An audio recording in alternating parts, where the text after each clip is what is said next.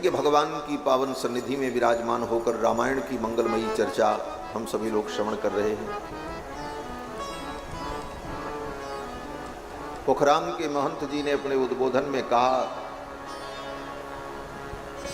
कि यज्ञ का 3 अर्थ है। यज्ञ शब्द जिस यज धातु से बना है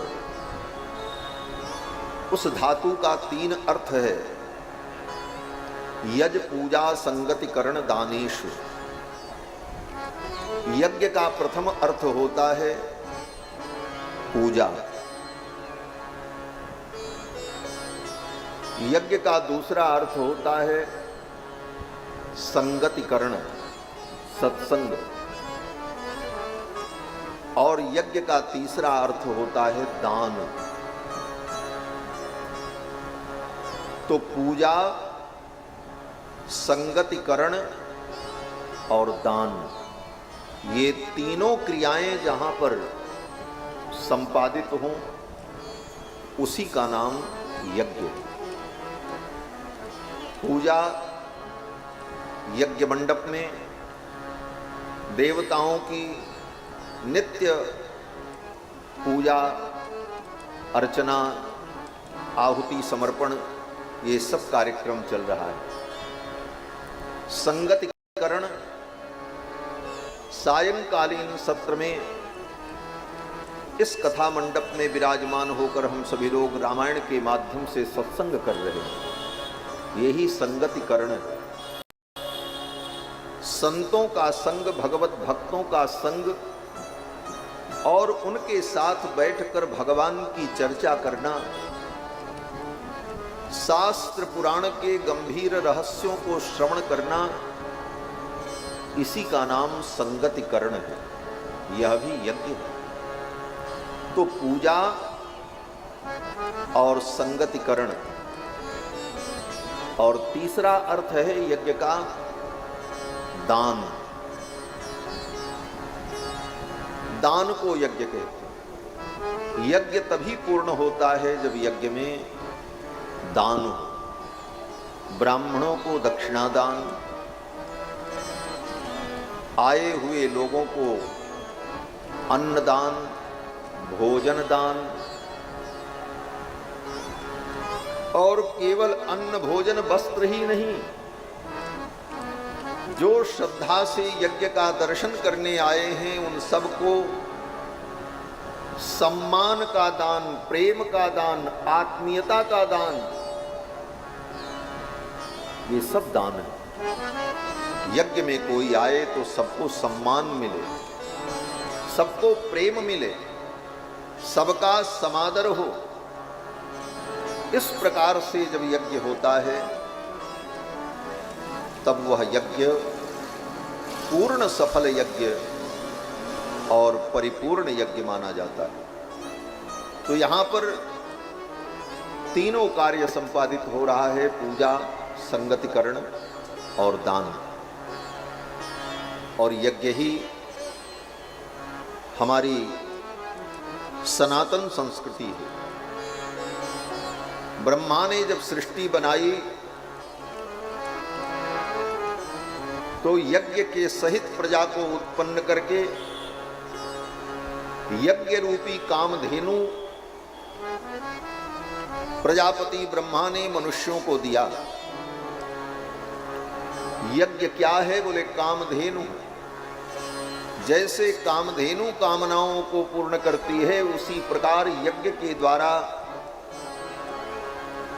मनुष्यों की कामनाएं पूर्ण होती। वेदों में, ब्राह्मण ग्रंथों में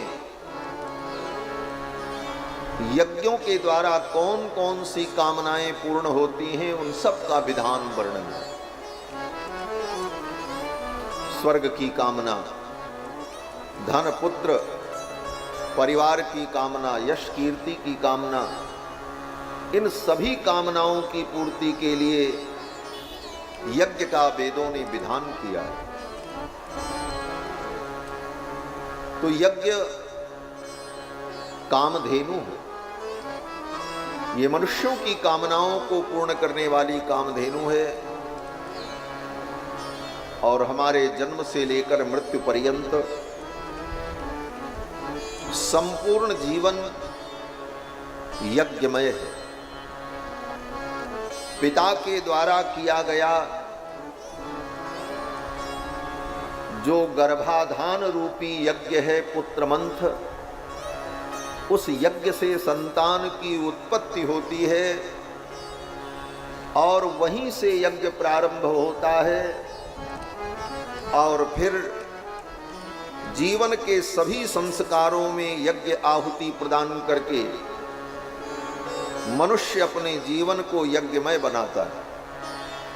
और जब जीवन लीला समाप्त होती है तो जिस शरीर को हमने जीवन भर यज्ञमय बनाया, महायज्ञैश्च यज्ञैश्च ब्राह्मीयम क्रियते तनुः, यज्ञ महायज्ञ के द्वारा अपने शरीर को हमने यज्ञमय बनाया, अंत में उस शरीर को भी मर जाने के बाद अग्नि में समर्पित कर दिया जाता है और वह अंतिम यज्ञ होता है, जीवन की पूर्णाहुति हो जाती है। इसीलिए हमारे यहाँ सनातन धर्म में श्री राम जय राम जय जय राम, श्री राम जय राम जय जय राम, श्री राम जय राम जय जय राम, श्री राम जय राम जय जय राम, श्री राम जय राम जय जय राम, श्री राम जय राम जय जय राम, श्री राम जय राम जय जय राम, श्री राम जय राम जय जय राम, श्री राम जय राम जय जय राम, श्री राम जय राम जय जय राम, श्री राम जय राम जय जय राम, श्री राम जय राम जय जय राम, श्री राम जय राम जय जय राम, श्री राम जय राम जय जय राम, ओ श्री राम जय राम जय जय राम, श्री राम जय राम जय जय राम, श्री राम जय राम जय जय राम, श्री राम जय राम जय जय राम। श्री सीतारामचंद्र भगवान की जय। कल की कथा में आप सभी लोगों ने भगवान श्री राम के मंगलमय विवाह की लीला का आस्वादन किया, अनुभव किया। विवाह के पश्चात श्री सीतारामचंद्र जी 12 वर्ष तक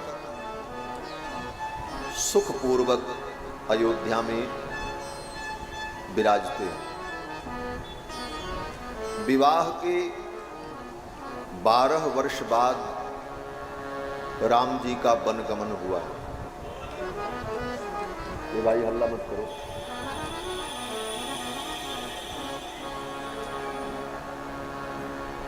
श्री सीतारामचंद्र भगवान की जय। शांति बनाए रखें। औपचारिकता और शिष्टाचार का पूर्ण निर्वाह करें, लेकिन शांतिपूर्वक। मैं निवेदन कर रहा था कि विवाह के पश्चात श्री सीतारामचंद्र जी दिव्य दंपति 12 वर्ष तक सुखपूर्वक अयोध्या में विराजे। 12 वर्ष की अवस्था में राम जी का विवाह हुआ और उस समय किशोरी जी 6 वर्ष की थी। और विवाह के बाद जब 12 वर्ष बीत गया, राम जी 24 वर्ष के हो गए और किशोरी जी 18 वर्ष की हो गईं। तब वन गमन का प्रसंग आया।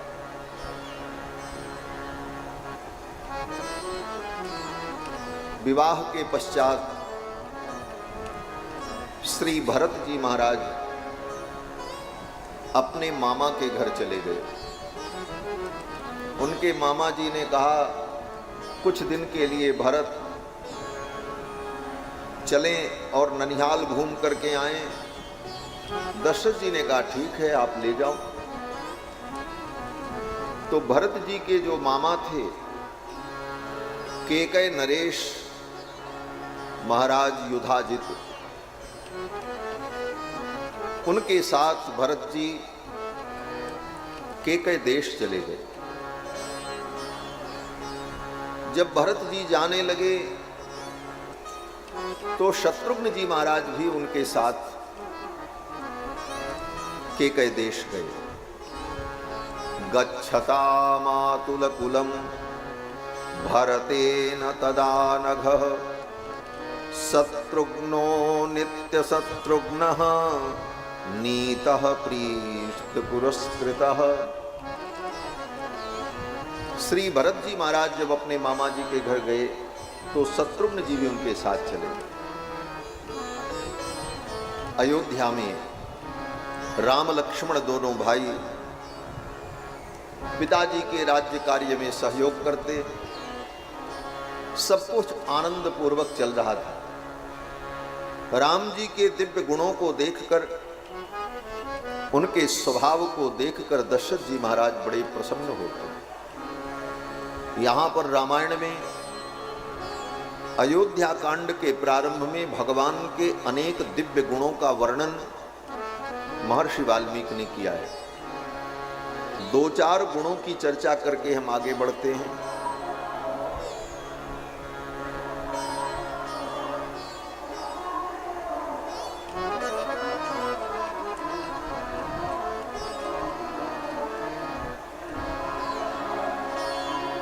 श्री सीतारामचंद्र भगवान की जय।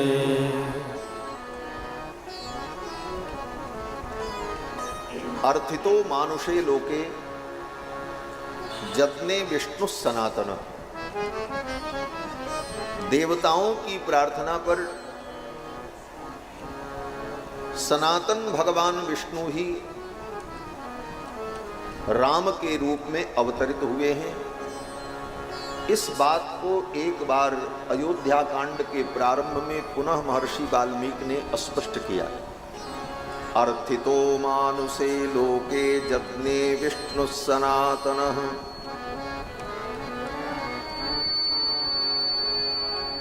कुछ लोग कहते हैं कि महर्षि वाल्मीकि ने राम जी को एक महापुरुष के रूप में स्थापित किया है, वर्णन किया है।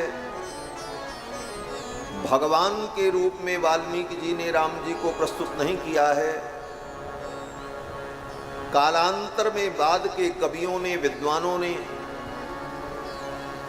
भक्ति मार्ग के संतों ने राम कथा को अपने ढंग से जब गाया तो राम का ईश्वरत्व, उनका ब्रह्मत्व, उनका परत्व तत्त ग्रंथों में प्रतिपादित हुआ। परंतु आधुनिक इतिहासकारों का ये कथन सर्वथा झूठ है, असत्य है। महर्षि वाल्मीकि ने भी रामायण में पग पग पर भगवान श्री राम के परत्व का वर्णन किया है कि परब्रह्म परमात्मा सच्चिदानंद ही राम के रूप में प्रकट हुए। रामायण के प्रारंभ में जब उपक्रम किया उस समय भी वर्णन किया। रामायण के उपक्रम में ये वर्णन है कि जब श्री दशरथ जी महाराज ने पुत्र कामेष्टि यज्ञ किया तो उस यज्ञ में देवता लोग आहुति ग्रहण करने के लिए जब यज्ञ मंडप में आए, वे देवता किसी को दिखाई नहीं पड़ रहे थे। लेकिन वे देवता जब आए तो आपस में उन देवताओं ने वार्ता की। उन देवताओं में ब्रह्मा जी भी थे।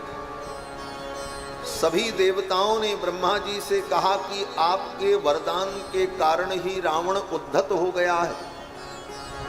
रावण के आतंक से हम दुखी हैं और ये सब कुछ आपके कारण हुआ। आप अगर रावण को वरदान न देते तो रावण इतना उद्धत न होता। अब हमारा दुख कौन दूर करेगा, ये कह करके देवता लोग ब्रह्मा जी को उलाहना दे रहे थे। उसी समय दशरथ जी महाराज के यज्ञ मंडप में उन देवताओं के बीच में शंख चक्र गदा पद्म धारण किए हुए पीतांबर वनमाला विभूषित भगवान विष्णु अपने वाहन गरुड़ पर विराजमान होकर के प्रकट हुए।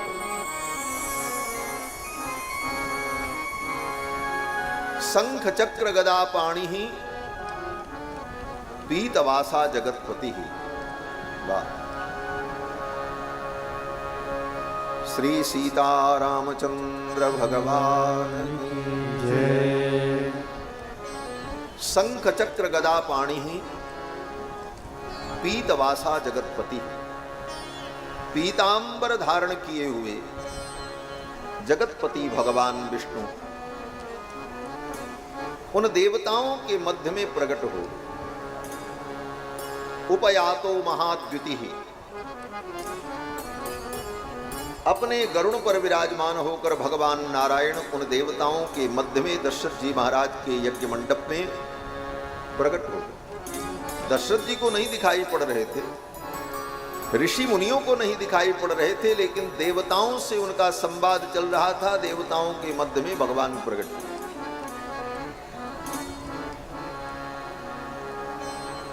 देवताओं ने कहा महाराज रावण का आतंक कैसे समाप्त होगा। भगवान ने कहा चिंता मत करो, पुत्र प्राप्ति के लिए दशरथ जी यज्ञ कर रहे हैं, मैं इनका बेटा बनने जा रहा हूं। अपने आप को 4 रूपों में मैं प्रकट करूंगा। कृत्वात्मानं चतुर्विधम पितरम रोचयामास तदा दशरथम नृपम। राजा दशरथ को अपना पिता बनाने का विचार भगवान ने प्रकट किया और ये संदेश देकर, आश्वासन देकर के भगवान उन देवताओं के मध्य से अंतर्धान हो गए। और अंतर्धान होकर के भगवान गए कहाँ? बोले कहीं नहीं गए, उसी यज्ञ मंडप में यज्ञ कुंड में भगवान प्रविष्ट हो गए। और तब तक अग्नि देवता चरूर लेकर के निकले तो भगवान उसी चरु में ही प्रतिष्ठापित हो गए। और फिर उसी चरु भक्षण से माताएं अंतर्वतनी हुई। फिर आगे जब प्रसंग चला तो विवाह का प्रसंग आया तो महर्षि वाल्मीकि ने फिर एक बार संकेत किया कि ये राम जी कौन है। कल की कथा में, परसों की कथा में मैंने निवेदन किया था, जनक जी से कहलवाया। जनक जी ने कहा इस धनुष को न देवता तोड़ सकते हैं, न यक्ष, न राक्षस, न गंधर्व, न किन्नर, न नाग, और मनुष्य की तो कोई गति ही नहीं है। क्वा गतिर्मानुषाणाम च, मनुष्यों की तो कोई गति ही नहीं है। मनुष्य तो इस धनुष को तिल भर हिला भी नहीं सकता। और उसके बाद बोले, उसके बाद राम जी ने उस धनुष को उठाया, प्रत्यंचा चढ़ाई और तोड़ दिया, धनुष टूट गया। इससे क्या सिद्ध हुआ? बोले इससे यही सिद्ध हुआ कि राम जी न मनुष्य हैं, न देवता हैं, न गंधर्व हैं, न यक्ष हैं, न किन्नर हैं, अपितु भगवान समस्त देवताओं के, समस्त सृष्टि के अधिपति परब्रह्म परमात्मा सच्चिदानंद। जनक जी से कहलवा दिया। और जब विवाह संपन्न हो गया तब बोले, तब परशुराम जी आए। श्रीमद् वाल्मीकि रामायण के अनुसार विवाह के बाद परशुराम जी आए। बारात जब अयोध्या के लिए लौट रही थी तो रास्ते में परशुराम जी मिले। पंथ मिले भृगुनाथ, हाथ फरसा लिए रास्ते में परशुराम जी ने,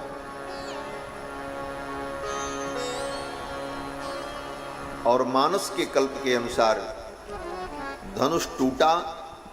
उसी समय परशुराम जी आ गए। परशुराम जी जब आए तो परशुराम जी ने भी एक धनुष दिखाया। कहा इस धनुष पर भी आप प्रत्यंचा चढ़ा दें, इसका आरोपण करें तो मेरा संदेह दूर हो जाए।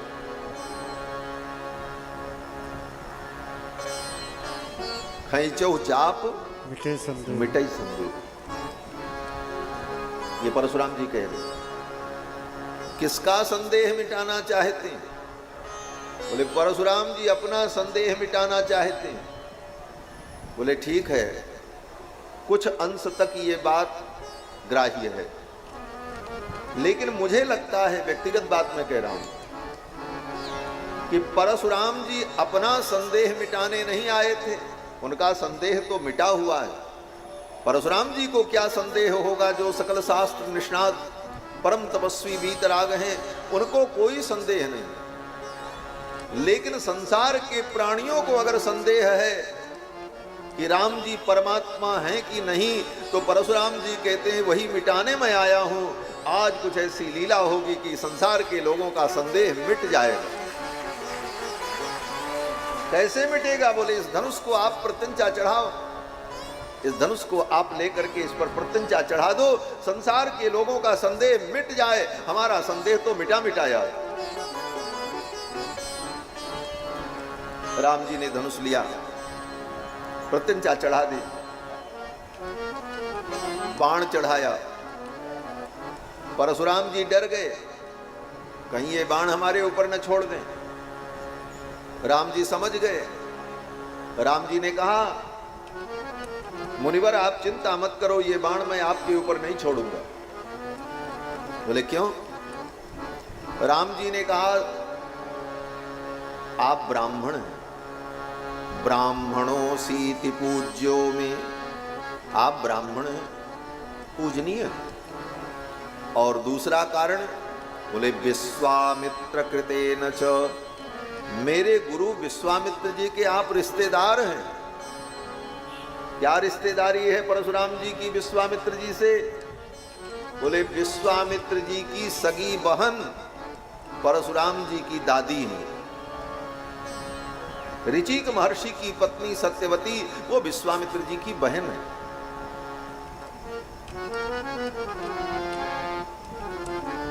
राम जी ने कहा कि ब्राह्मणों सीति पूज्यो में विश्वामित्र कृतेन च, तस्मात् शक्तो न ते राम मोक्तुम प्राणहरम शरम। प्राण का हरण करने वाला ये बाण मैं आपके ऊपर नहीं छोड़ूंगा, क्योंकि आप ब्राह्मण हैं। ब्राह्मण अबध्य होता। देखो आज के युग में शास्त्र की सत्य बात कहना भी बड़ा कठिन है। उसका दूसरा अर्थ लोग समझ लेते हैं। शास्त्र की बात अगर माने तो ब्राह्मण नहीं किया जाता। वो बड़ा से बड़ा अपराध कर दे, उसे देश से निकाल दो।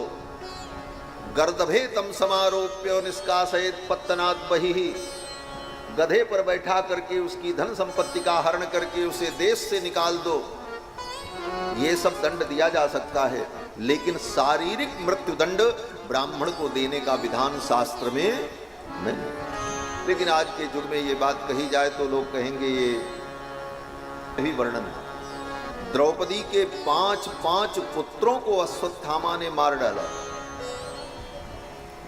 अर्जुन अश्वत्थामा को पकड़ करके ले आए, रस्सी से बांधकर द्रौपदी के सामने खड़ा कर दिया और कहा देखो यही वो अपराधी है जिसने तुम्हारे 5 पुत्रों को मारा है। अश्वत्थामा को देखते ही द्रौपदी ने अपना हाथ जोड़ लिया और अश्वत्थामा को प्रणाम किया। द्रौपदी, भागवत के प्रथम स्कंद में ये कथा है। 5 पुत्रों की हत्या करने वाले उस अश्वत्थामा को द्रौपदी ने प्रणाम किया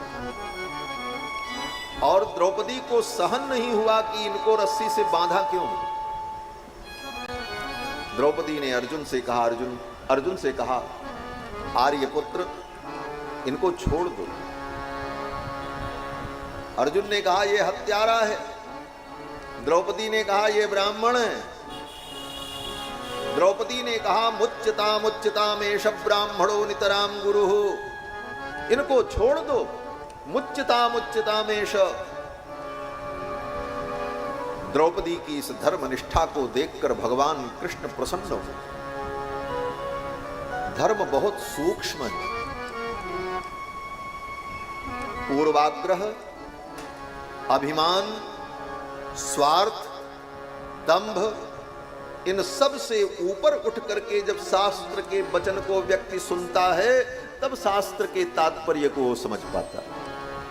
शास्त्र के तात्पर्य को समझना इतना साधारण भी नहीं। द्रौपदी ने कहा छोड़ दो इनको। मुच्यतामेष ब्राह्मणो नितराम गुरु। ये पूजनीय है। और द्रौपदी ने यह भी कहा आपने इनको रस्सी से बांध रखा है, आपको लज्जा नहीं आई। अर्जुन ने कहा किस बात की लज्जा, मैं क्षत्रिय हूं। इसने अपराध कहा जिस शक्ति और जिस धनुर्विद्या के पराक्रम से आपने इनको बांधा है, जीता सामने खड़े हैं। अर्जुन ने कहा मेरे सामने खड़े हैं। द्रौपदी ने कहा शास्त्र का वेद का वो वचन आपने नहीं पढ़ा है। मैं तो वेद नहीं पढ़ी हूं क्योंकि स्त्री को वेद नहीं पढ़ना चाहिए। मैंने वेद नहीं पढ़ा, लेकिन वेद के तात्पर्य को संतों के मुख से मैंने सुना है। क्या सुना है? द्रौपदी ने कहा वेदों का ही वचन है कि आत्मा वही जायते पुत्र, आत्मा ही पुत्र के रूप में होती है। सएष भगवान द्रोण प्रजारूपेण वर्तते। भगवान द्रोणाचार्य ही अपने उस स्वरूप को त्याग कर पुत्र के रूप में, अश्वत्थामा के रूप में आपके सामने खड़े हैं और आपने इनको बांध रखा है। ये धर्म की निष्ठा थी। सएष भगवान द्रोण प्रजारूपेण वर्तते। तो ब्राह्मण अवध्य। राम जी ने कहा आप ब्राह्मण हैं इसलिए आपको हम मारेंगे नहीं, और आप पूज्य हैं, मेरे गुरु जी के संबंधी हैं। अंत में भगवान ने परशुराम जी के पुण्यार्जित लोकों को समाप्त कर दिया। और परशुराम जी जब जाने लगे तो परशुराम जी ने कहा हे राम मैं जान गया। अक्षय्यम मधुहंतारम जानामि त्वाम सुरेश्वरम। हे सुरेश्वर मैं जान गया आप अच्युत हैं, आप अक्षय परमात्मा हैं। कौन है? बोले मधुहंतारम। मधु और कैटभ का वध करने वाले नारायण हैं। ये परशुराम जी ने कहा मधुहंतारम, आप मध्वरी हैं। मैं जान गया। और हे भगवन एते सुरगणा सर्वे निरीक्षन्ते समागताः। परशुराम जी ने कहा रघुनंदन ये आकाश में देवता लोग खड़े होकर के आपका दर्शन कर रहे हैं, आपका स्तवन कर रहे हैं, आपका वंदन कर रहे हैं।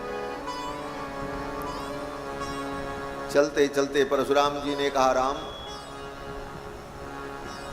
तुम लज्जित मत होना। क्यों? बोले कहीं तुम्हारे मन में ये भाव आ गया कि मैंने एक ब्राह्मण को पराजित कर दिया, तो कहीं आपके मन में संकोच न हो। इसलिए हे राम इस बात की चिंता मत करना, और मैं भी आपके द्वारा पराजित होकर लज्जित नहीं हूं। क्यों? परशुराम जी ने कहा कि धरती पर कोई माई का लाल पैदा नहीं हुआ है जो परशुराम को पराजित कर सके। लेकिन अगर ये परशुराम पराजित हुआ है तो किसी ऐरे गैरे से पराजित नहीं हुआ है, त्रिलोकी के स्वामी के द्वारा पराजित हुआ है। इसलिए इस परशुराम को भी कोई लज्जा न चेयम तब काकुस्थ व्रीडा भवितुमर्हति। हे राम, तुम भी लज्जा मत करना। त्वया त्रैलोक्यनाथेन यदहम विमुखीकृतः। हे रघुनंदन, तुम त्रिलोकी के नाथ हो, आपके द्वारा मैं पराजित हुआ हूं, इसमें मुझे कोई लज्जा नहीं है। यह भी मेरे लिए गौरव का विषय। तो रामायण में जब जब प्रसंग आता है तो महर्षि वाल्मीकि भगवान राम के परत्व का, उनके ईश्वरत्व का, उनके ब्रह्मत्व का प्रतिपादन करते, परशुराम जी के द्वारा प्रतिपादन किया। इसके बाद जब विवाह लीला पूरी हो गई, रघुनाथ जी अयोध्या में विराजे, अयोध्या कांड का प्रसंग आया, तब फिर एक बार महर्षि वाल्मीकि कहते हैं, अर्थितो मानुषे लोके जदने विष्णु सनातनः कौशल्या सुशुभेतेन पुत्रेणामित तेजसा। देवताओं की प्रार्थना पर सनातन भगवान विष्णु ही कौशल्यानंद वर्धन बनकर के प्रकट हुए। ये राम कौन है? बोले सनातन विष्णु हैं, साक्षात श्री हरि।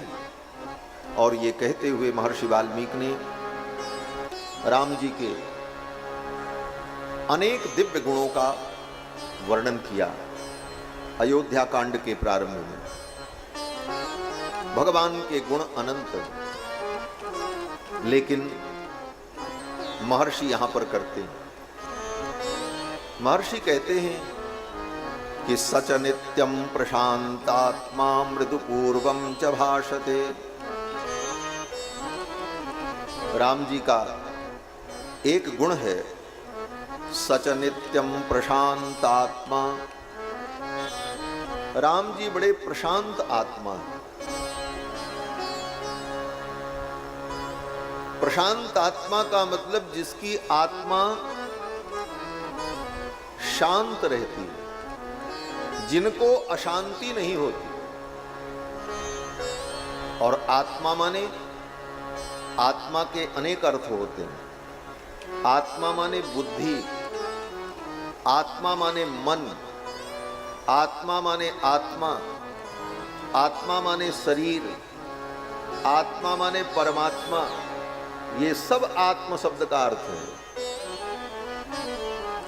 और कहां कौन सा अर्थ ग्रहण किया जाता है, प्रसंग के अनुकूल विचार होता है।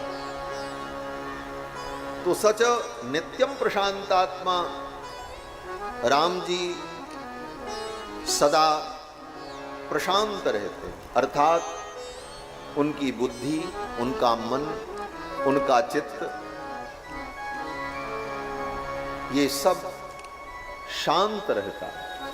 कभी उनकी बुद्धि में अशांति नहीं होती, राम जी के कभी मन में अशांति नहीं होती, राम जी का चित्त कभी अशांत नहीं होता। इसीलिए सच नित्यम प्रशांतात्मा, ये राम जी का सबसे बड़ा गुण है। और स्वरूप ही राम जी का शांताकारम है। क्यों? बोले भगवान विष्णु ही तो राम है। और भगवान विष्णु का स्वरूप क्या है? बोले शांताकारम भुजगशयनम पद्मनाभम सुरेशम विश्वाकारम। विश्वाधारम नहीं, इस श्लोक में सभी लोग अक्सर विश्वाधारम ही बोलते हैं। विश्वाधारम, विश्व के आधार हैं भगवान, वो तो हैं, लेकिन वहां पर विश्वाकारम ये प्रयोग है। शांताकारम भुजगशयनम पद्मनाभम सुरेशम विश्वाकारम गगन सदृशम। विश्वाकारम का मतलब ये विश्व ही जिनका आकार है, जिनका विग्रह है, जो विश्वरूप है। क्यों विश्वरूप कहा? क्योंकि यह श्लोक और विष्णु सहस्त्र नाम में भगवान का पहला नाम जो है वो विश्व है। विश्वम विष्णुर्वषट्कारो भूत भव्य भवत प्रभु भूत कृत भूत भृद्भावो भूतात्मा भूत भावन भूतात्मा परमात्मा च मुक्तानाम परमागति ही। तो भगवान विष्णु के 1000 नाम में जो पहला नाम है उसका नाम है विश्व। विश्व ये भगवान का नाम है। और विष्णु सहस्त्र नाम में जब ध्यान किया जाता है तो विश्व रूप परमात्मा का ही ध्यान किया जाता है। विश्व रूप इति ध्यानम, क्या ध्यान किया जाता है? बोले भूपादौ यस्य नाभिः, ये धरती जिनका चरण है, वेद लोग जिनकी नाभि है, चंद्र सूर्यौ च नेत्रे, चंद्रमा और सूर्य जिनके नेत्र हैं, कर्णावासा शिरोद्यौर मुखमपि दहनो यस्य वास्ते अमब्धिः, जिनका मुख ही अग्नि है, जिनका पेट ही समुद्र है, अंतस्थम यस्य विश्वम, संपूर्ण विश्व जिनके अंदर प्रतिष्ठित है, सुर नर गो भोगी गंधर्व दैत्यैः चित्रम रम रम्यते तम त्रिभुवन वपुषम विष्णु विषम नमान। तो विश्वरूप भगवान का ध्यान।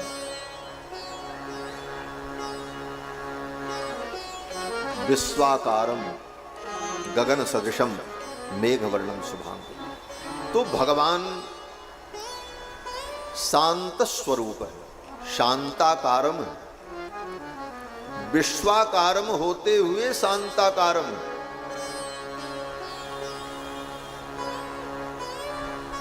आगे महर्षि कहते हैं कि भगवान का एक अद्भुत गुण है, मृदु पूर्वम च भाषते। राम जी बहुत मृदु बोलते हैं और पूर्वम भाषते, पहले बोलते। राम जी का एक नाम है पूर्वभाषी।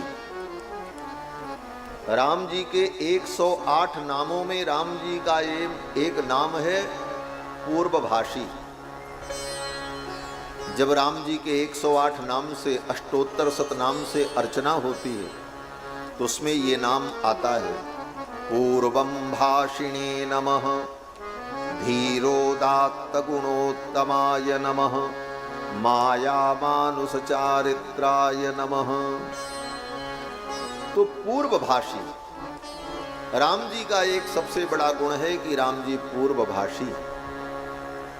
पूर्वभाषी का मतलब बोले जो पहले बोलते। बोले ये कौन सा गुण है? बोले रामायण सुनोगे तब जानोगे कि ये कौन सा गुण है। पहले बोलना ये बहुत बड़ा गुण है। किस परिस्थिति में? बोले 2 परिस्थितियों में। राम जी राजाधिराजा, कोई दीनहीन मलिन व्यक्ति राम जी के सम्मुख आता है तो उसकी हिम्मत नहीं हो पाती कि मैं अपने मन की बात राम जी से कैसे कहूं, कहां से शुरुआत करूं। संकोच में वो बोल नहीं पाता तो राम जी प्रतीक्षा नहीं करते कि ये शुरुआत करे, उसके बोलने के पहले ही राम जी बोल देते हैं और कहते हैं भैया कहां से आए हो, मैं तुम्हारी क्या सेवा कर सकता हूं और तुम्हारे लिए मैं क्या हितकारी कार्य कर सकता हूं। और उसके संकोच को मिटा देते हैं और वह निसंकोच होकर अपने मन की बात भगवान से कह देता है। यह स्वभाव रघुनाथ जी का है, पूर्वभाषी। 2 मित्र हों और दोनों मित्रों में किसी बात को लेकर संवादहीनता हो जाए, कभी कभी होती है संवादहीनता, न वो उनसे बोलते हैं न वो उनसे बोलते हैं, लेकिन भीतर से दोनों चाहते हैं कि फिर बोलचाल शुरू हो जाए, लेकिन स्वाभिमान टकरा जाता है, पहले हम नहीं बोलेंगे पहले वो बोले। और वही सामने वाला भी सोच लेता है पहले वो बोले तो हम बोलेंगे। इस स्थिति में संवाद प्रारंभ नहीं हो पाता, दूरियां होती चली जाती हैं। लेकिन राम जी का स्वभाव क्या है? बोले राम जी से कोई रुष्ट तो होता नहीं, कथनचित भ्रमवशात राम जी से उसका संवाद टूट जाए तो राम जी ये प्रतीक्षा नहीं करते कि पहले वो बोले, राम जी ही पहले जाकर के उससे वार्ता कर लेते। ये राम जी का गुण है। पूर्वभाषी महर्षि वाल्मीकि वर्णन कर रहे हैं।